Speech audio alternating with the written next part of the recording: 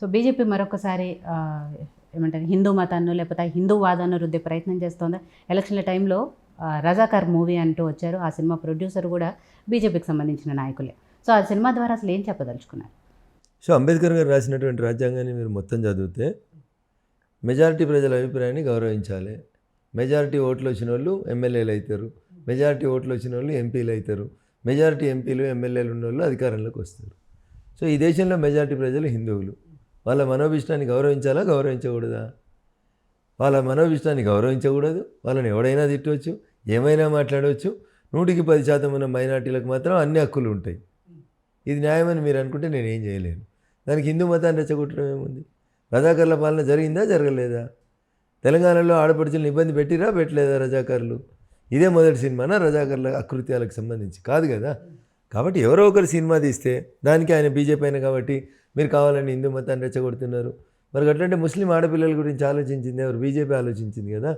భర్త తప్పదాగో తినో నచ్చలేదనో బువ్వ నచ్చలేదనో కూర నచ్చలేదనో ట్రిపుల్ తలాక్ పేరు మీద ఆడపిల్లల్ని రోడ్డు మీద వేసిపోతుంటే ఇది అన్యాయం, ట్రిపుల్ తలాక్ని రద్దు చేయండి నిలబడింది ఎవరు? ముస్లిం మహిళల హక్కుల రక్షణ కోసం నిలబడలేదా మేము? అందుకనే సబ్కా సాత్ సబ్కా వికాస్ సబ్కా విశ్వాస్ అనే నినాదంతో ముందుకు పోతున్నాం. కాబట్టే హిందువులకి పరమత సహనం ఎక్కువ ఉంది కాబట్టే ఇంకా ఈ దేశంలో ఇవన్నీ నడుస్తూ ఉన్నాయి.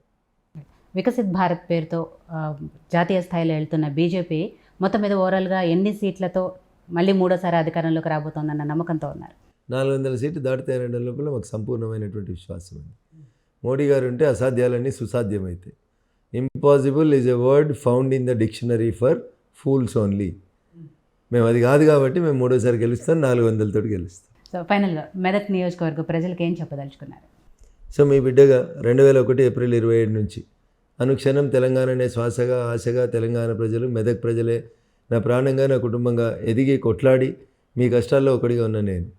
నా దగ్గర 100 కోట్లు 1000 కోట్లు దోసుకున్నాయి, రింగ్ రోడ్ నమ్ముకున్నాయి, రింగ్ రోడ్ పేరు మీద సంపాదించుకున్నాయి, ప్రాజెక్టుల పేరు మీద ప్రజల్ని అర్ధరాత్రి పోలీసులను పెట్టి డీసీఎంలలో ఎత్తుకుపోయిన చరిత్ర లేదు నాకు.